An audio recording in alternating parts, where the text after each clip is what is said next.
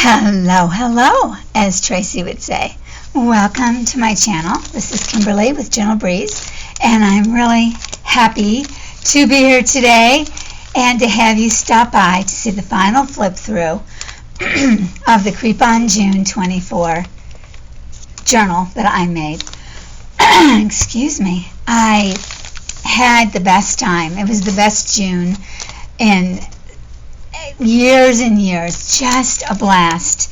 The prompts that Tracy and Justin put together to use the incredible digital kit that Tracy put together, and then Jay, her husband Justin, he put together a story that was about a paranormal investigation, and the digitals went along with that. And then there were also little story bits that were put on tags. Let me see if I can show you one. Let's see. Oh yeah, like this. That would just take part of the story and then go with certain digitals, and you could choose to use them or not. It was, absolutely no rules, but it just helped to move it along. And so the creativity was magnificent. People did things with the same digitals that were completely different and so mesmerizing and so inspiring. So I did a lot of things that I just, I don't know, I just haven't made myself do. Either hadn't seen them or was just plain lazy, I guess. But now that I've done so many, I will continue to use the ideas. Excuse me. And even the digitals are amazingly versatile. They're not all scary. There was a lot that were beautiful damasks, a lot. There were beautiful damasks and wonderful pictures of people, absolutely usable, cool, tags like that. This is a file folder tag. Honestly, I just can't say anything but praise for this whole thing. I'm sad that it's over. It was amazing, and I loved it. So I am now going to show you my flip through. You have seen part of it before, so I will, not delay. I will go over it. And in fact, the whole video won't be all that long, but you can see a lot more of it both on my Instagram and also in Tracy's Facebook group.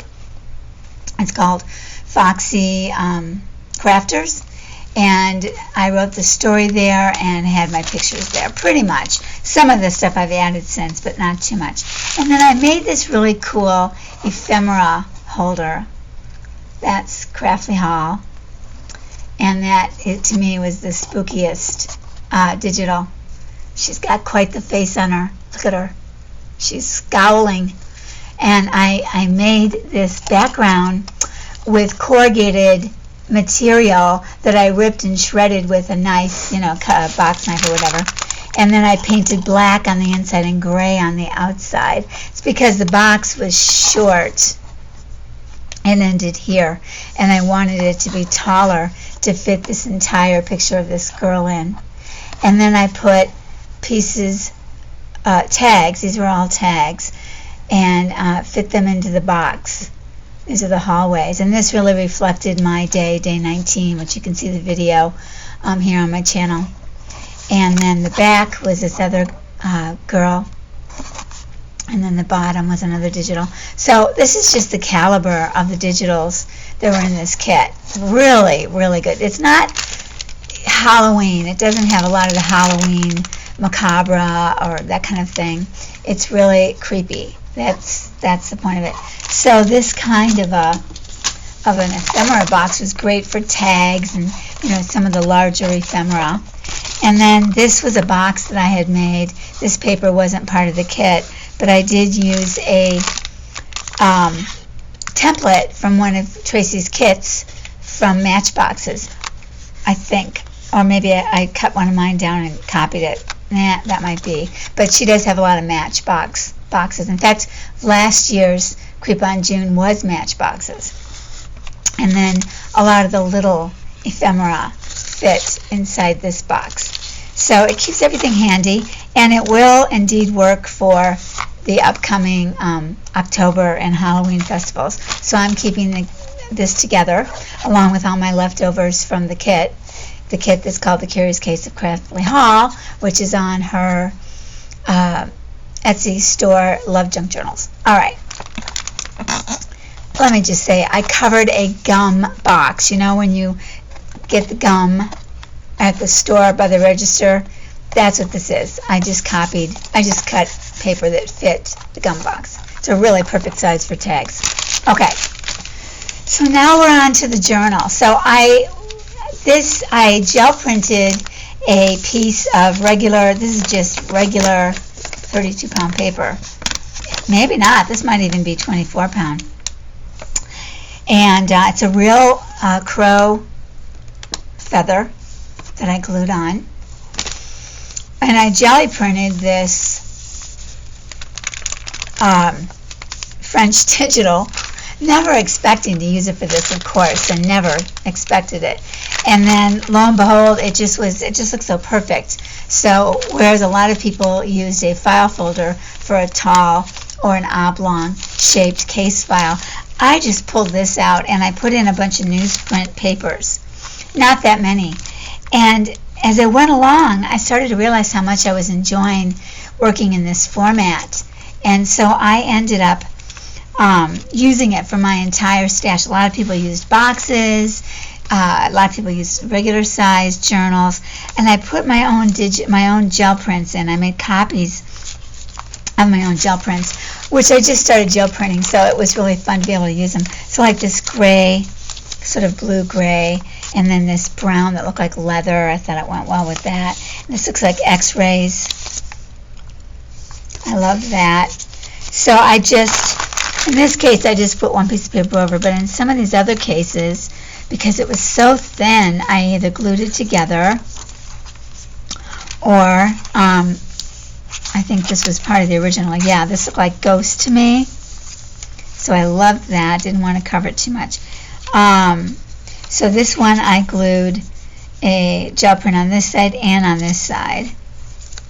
But there's one where I put the paper all the way across. This is that x-ray paper again, which I just think fitted beautifully. The timing was amazing. I don't know why I can't see the one. Oh, here it is. Okay.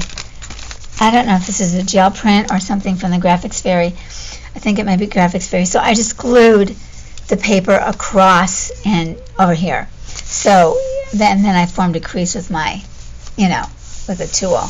So I was able to stiffen it up a little bit here and there, which helped give it strength. And then when I glued stuff on, that gave it strength. But otherwise, it was just newsprint.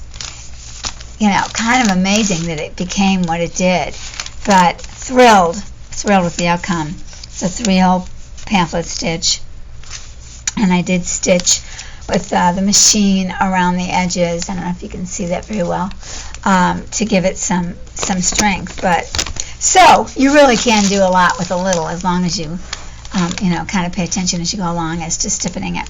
So here we go. So I made this tag. I cut the center out of one of the slides, one of the camera fronts, really, in the kit, and then I cut this out of something else and I glued it in so it would look like a metal name holder, but it's not, and it's a two-parter, so easy to do. Like I say, real crow feather. And then I told the story. I followed along with the story, but I took it deeper, and so I won't read it all because it'll just take a long time, but you would be able to see it on Instagram and Tracy's Facebook page. So these are digitals that came in what Tracy would call freebies. And again, if you go into my Instagram and look on the back, or I think it's even in the last video, the day 19 video, I have all the links, and then the one before where I showed the beginning of this, I have all the links, so you can get the freebies still, you can get the kit, you can watch the videos. A lot of people are just starting. Alright, so like I say, I have gone over this before, and you can watch it. It's a recent video to this one. This is the couple that bought the house. Layout out of the property. This is the house. It was built in the 1700s, and then it stood empty until 1920 when the binders came along and bought it. This is their deed. On the property is a graveyard, and there are still some ghostly visitors.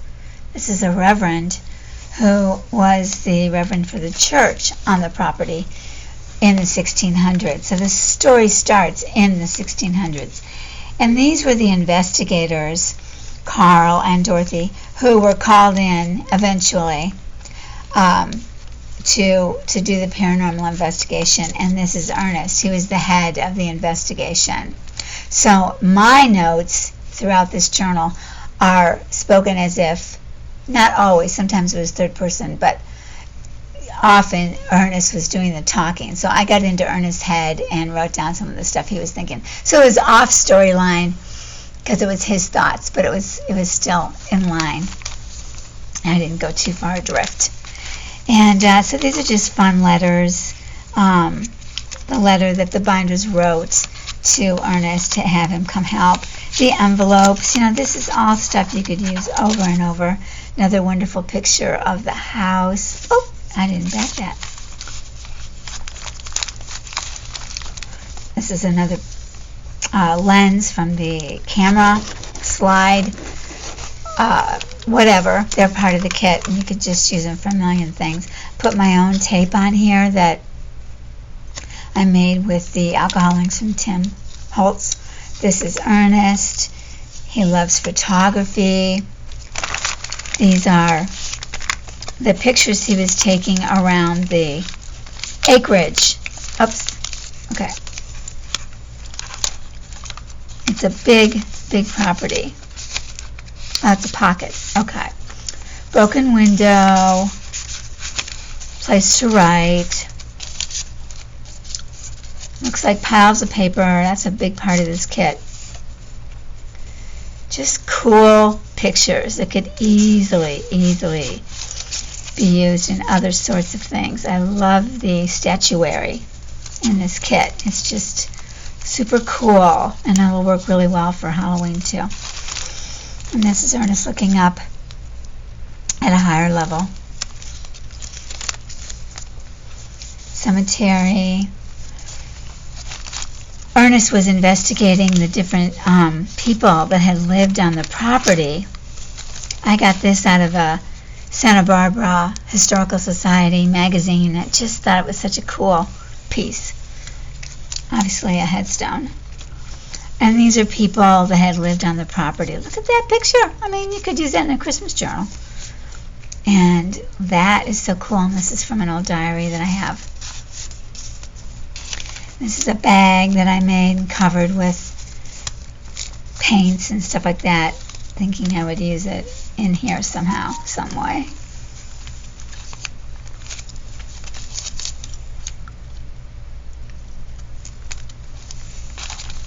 Oh, I guess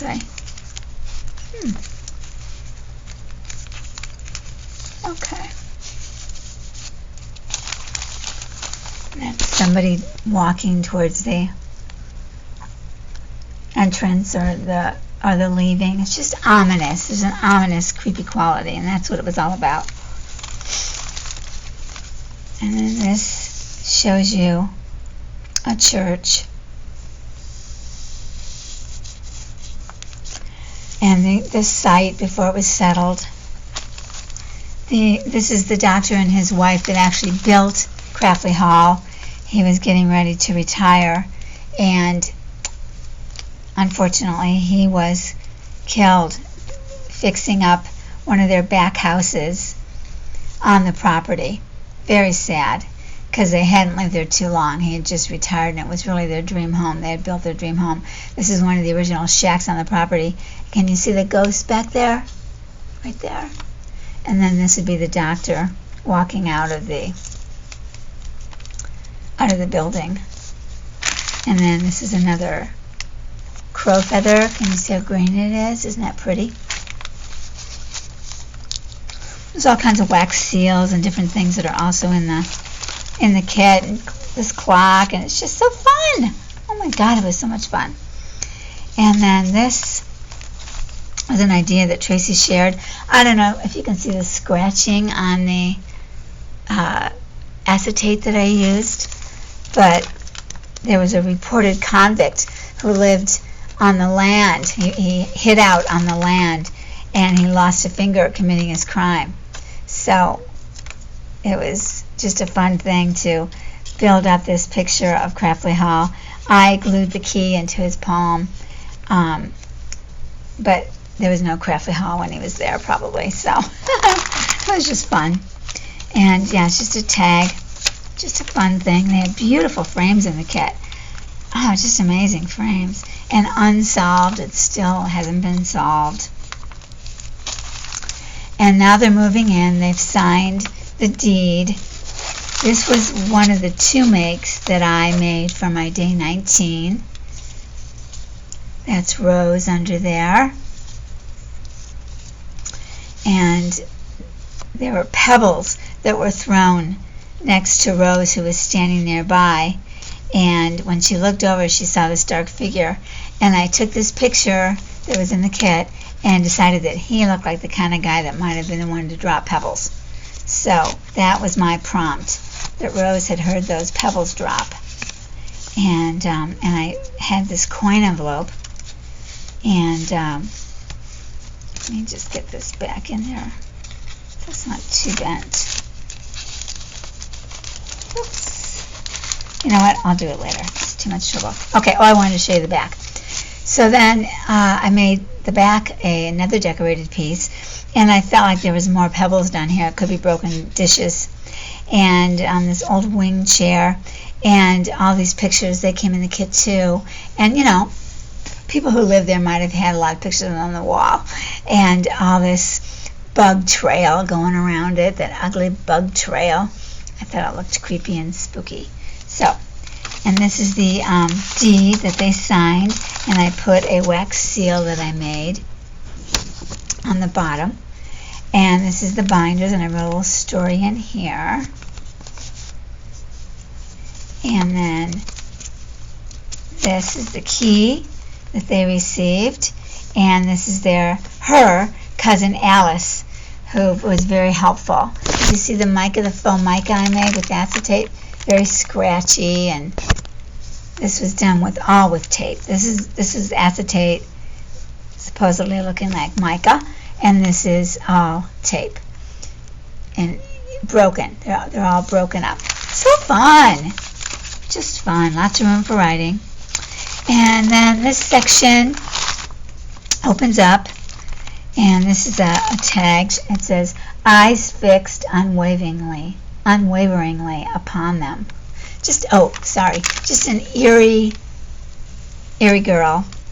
And this is a raven whose feathers are in the journal, even though they're crow feathers. Those are the raven's feathers. Lots of story here. I wrote lots and lots of story over these next couple pages.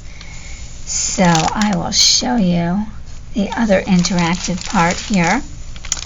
So this is Alice, and she's looking out the window, and she sees the ghost of the Reverend walking in the cemetery.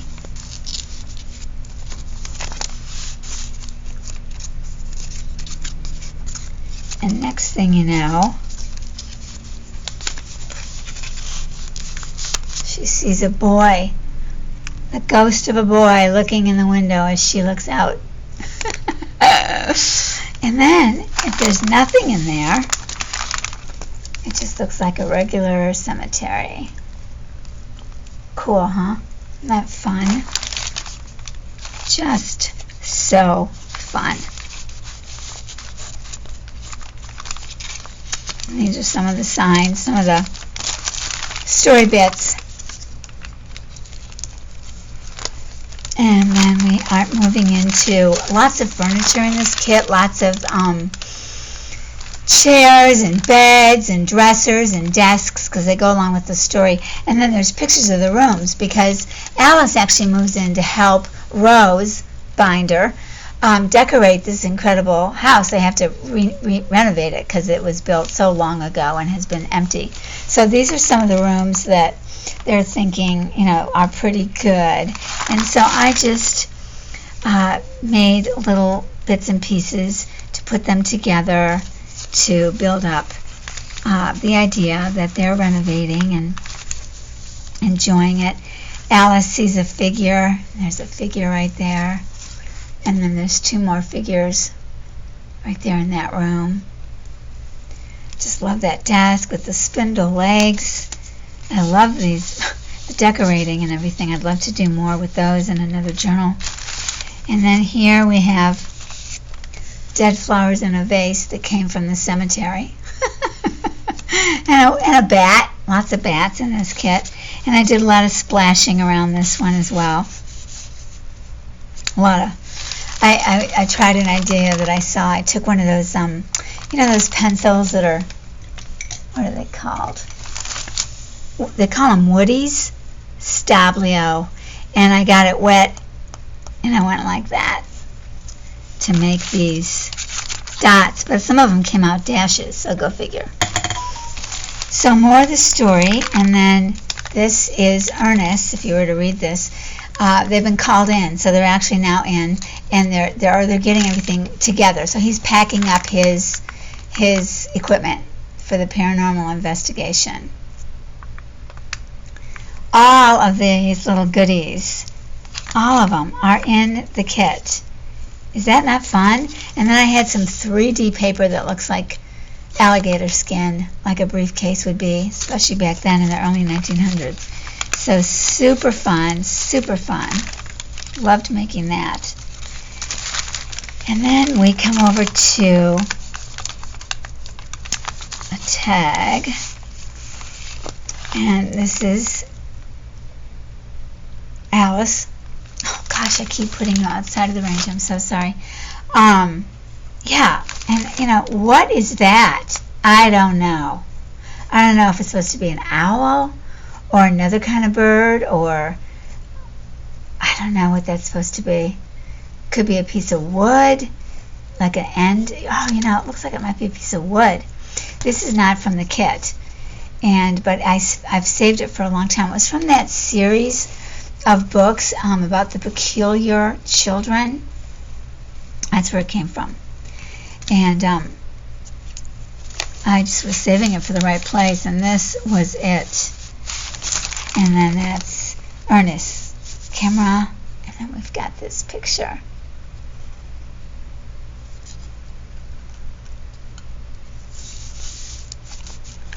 And now we come in here, and the bat is flying out, and the little girl is walking up the stairs. I glued her on. This is reminiscent of what I did on my day 19 with a whole thing behind it, a whole set of story tags.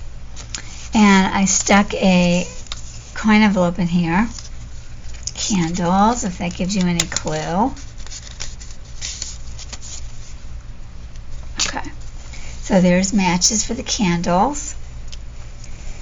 A notepad, some pictures, Ernest's pen, and a Ouija board with the planchette.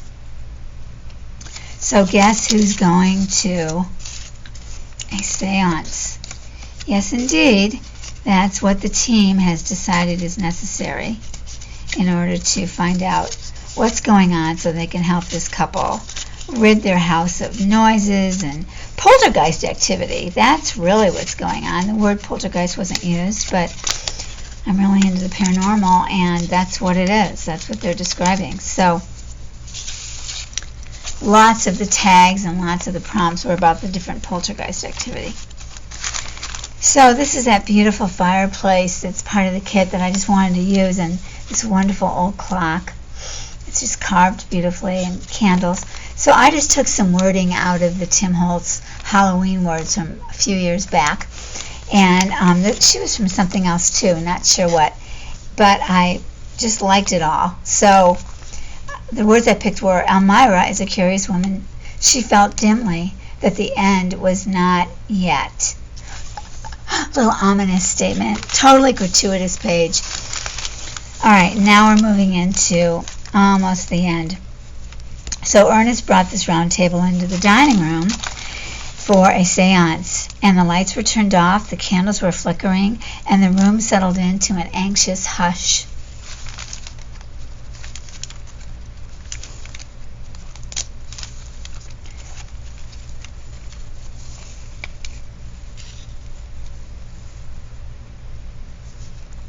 gathering of forces, waiting, watching. Then suddenly a strange thing happened. Okay, I wonder if you can really see the big spirits up here and around them, and these spirit girls that are floating in the air. And these are the investigators doing the seance. Then they were in communication with a gentleman who had himself been a reverend at the church which stood on the site in the 1700s. You can see through his coat.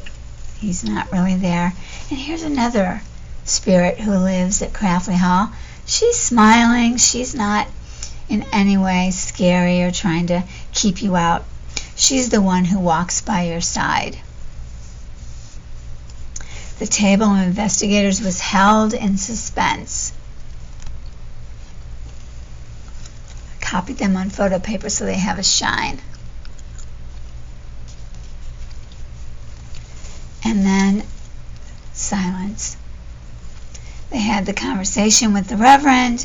They found out what the people wanted that were haunting them was to be acknowledged, to be thanked, to be recognized as keepers of the land and builders of the original church, and that they had died in great numbers during the plague, and over time they were gone and forgotten. So all they really wanted was to be remembered, to be appreciated, and then they wouldn't have to do anything anymore, no more poltergeist activity to bring attention to themselves. So at the end of this booklet, Ernest and the team say, a good night's work, case solved. And here's his committee of psychical investigators in London. So this leads us to the final pages. And it says, they would construct a new chapel, which is this, with a plaque to remember those who had passed. This is more of my gel print paper, not a copy, it's a real thing, so it's dimensional. And that's my gel print paper, but these are from the kit. I love that. So perfect for this. So pretty with it. So you can be pretty and paranormal at the same time. They don't obfuscate each other. So that's the church. I glued it onto a yellow, like a happy sky. And this is the church that they built afresh and anew after the seance. And they decided that they would rededicate their marriage vows in the church in order to honor it and honor the people before them that had slated that land for the church. And they put up a plaque. It said, dedication to all who came before. And Rose planted beautiful roses and other wildflowers in the cemetery. So it was now a beautiful place for the spirits that chose to stay to live.